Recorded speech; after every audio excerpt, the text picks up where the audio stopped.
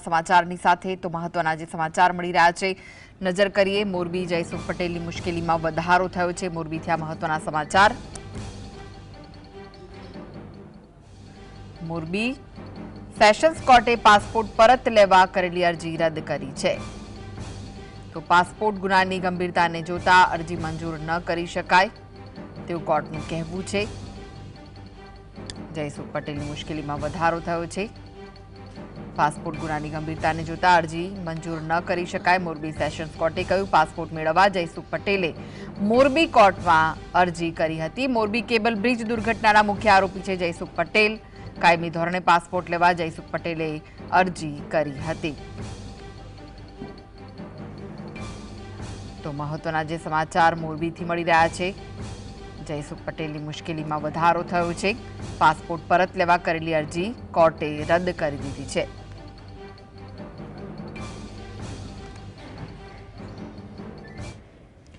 તો વધુ વિગતો માટે જોડાઈ ગયા છે મોરબીથી સંવાદદાતા રવિ જયસુખ પટેલની મુશ્કેલીમાં વધારો થયો છે પાસપોર્ટ પરત લેવા કરેલી અરજી કોર્ટે રદ કરી છે શું વિગત છે બિલકુલ ઠીક જે રીતે વાત કરીએ તો જે મોરબી જે બ્રિજ દુર્ઘટનાના જે મુખ્ય આરોપી જયસુખ પટેલ છે તેમના દ્વારા કહી શકાય કે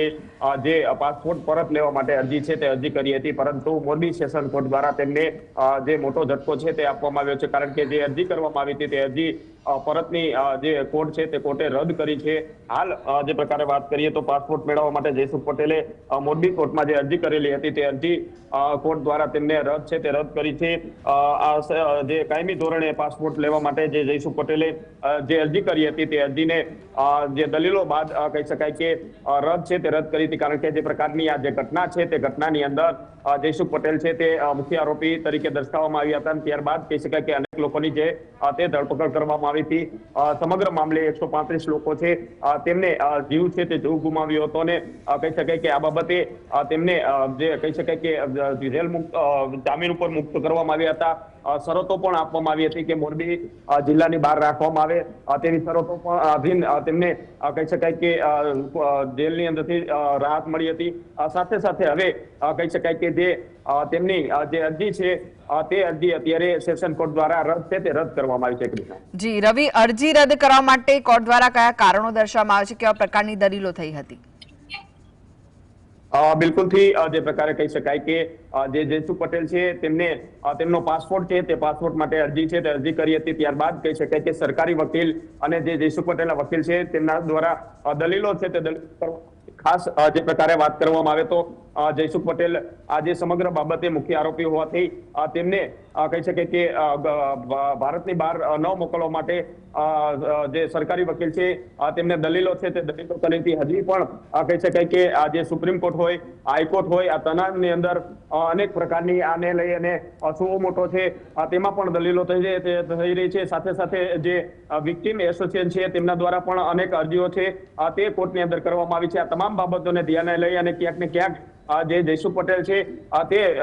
ભારતની બહાર ન જઈ શકે તે માટેની દલીલો છે તે દલીલો કરવા માટે જે સરકારી વકીલ છે તે કરવામાં આવી રહ્યા હતા અને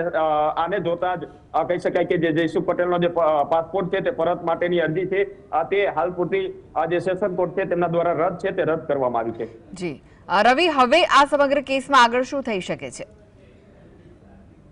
બિલકુલ થી જે પ્રકારે વાત કરીએ તો જયસુખ પટેલ દ્વારા જે અરજી જે મોરબી કોર્ટની અંદર કરવામાં આવી હતી અત્યારે આ જે અરજી છે તે અરજીને રદ કરવામાં આવી છે આવનારા દિવસોની અંદર જયસુખ પટેલ છે